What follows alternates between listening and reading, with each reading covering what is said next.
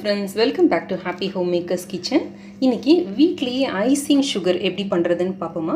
Cake ரெசிபீஸ்க்கெல்லாம் icing பண்ணுறதுக்கு நமக்கு இந்த ஐசிங் சுகர் வந்து ரொம்ப யூஸ்ஃபுல்லாக இருக்கும். கடையில் வாங்குறதை விட நம்ம வீட்டில் செஞ்சோம்னா செலவும் கம்மி, ஹைஜீனிக்காகவும் பண்ணலாம். நம்ம கேக் ரெசிபிலலாம் பார்த்தோம்னா ஐசிங் சுகர் அப்படின்னு ஒரு இன்க்ரீடியண்ட் வரும். அது வந்து நம்ம கடையில் வாங்கினோம்னா ரொம்ப விலை கொஞ்சம் கூட.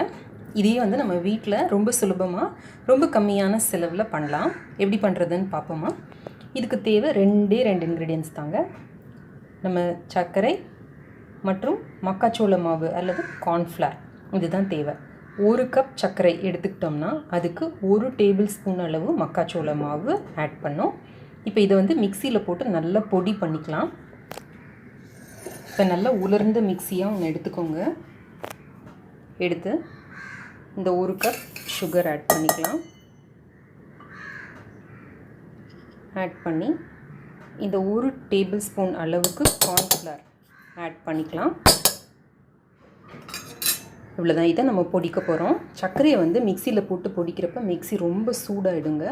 மிக்சி சூடானுச்சுன்னா சர்க்கரை உருகி கட்டி ஆகிறதுக்கான வாய்ப்புகள் உண்டு. அதனால் கொஞ்சம் கொஞ்சமாக பல்ஸ் பண்ணி எடுங்க. விப்பர் பிளேடை அழுத்திட்டு இருந்தால் கூட போகிறோம். இல்லை கொஞ்சம் கொஞ்சமாக ஒரு 30 செகண்ட்ஸ்க்கு போட்டு நிறுத்துனீங்கன்னா உங்களுக்கு கொஞ்சம் நேரத்தில் நல்ல பவுடராக இது கிடைக்கும். இப்போ இதை நான் அரைச்சிட்டு வரேன். இப்போது நான் இதை நல்லா பொடி பண்ணி எடுத்திருக்கேன்.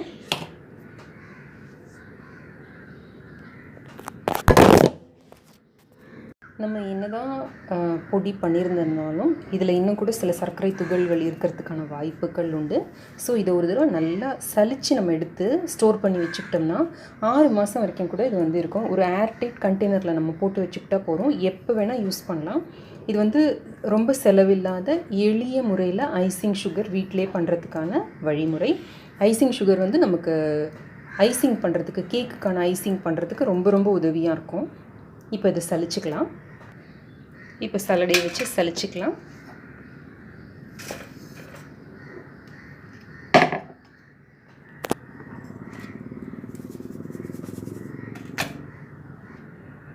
இப்போ நம்ம பார்த்திங்கன்னா நம்ம சலிச்சதுக்கப்புறம் கூட சர்க்கரை துகள்கள் இருக்குது பார்த்திங்களா. அதனால தான் சலிச்சு வச்சுக்கிறது நல்லது. சலிச்சு வச்சிட்டோம்னா கட்டி தட்டாமையாக இருக்கும். இப்போ இது ரொம்ப கம்மி அளவில் இருக்கிறதுனால நான் திரும்ப இதை அரைக்க போகிறதில்ல. நீங்கள் கொஞ்சம் கூட அளவில் பண்ணிங்கன்னா இந்த மாதிரி இதையும் எடுத்து திரும்ப அரைச்சி இதில் நீங்கள் ஆட் பண்ணி போட்டுக்கலாம். இந்த மாதிரி ஒரு பிளாஸ்டிக் பாட்டிலில் ஸ்டோர் பண்ணி வச்சுக்கலாம். பிளாஸ்டிக் பாட்டிலையோ இல்லை கிளாஸ் பாட்டில்லையோ. நல்ல ட்ரையான பாட்டிலாக மட்டும் பார்த்துக்கோங்க.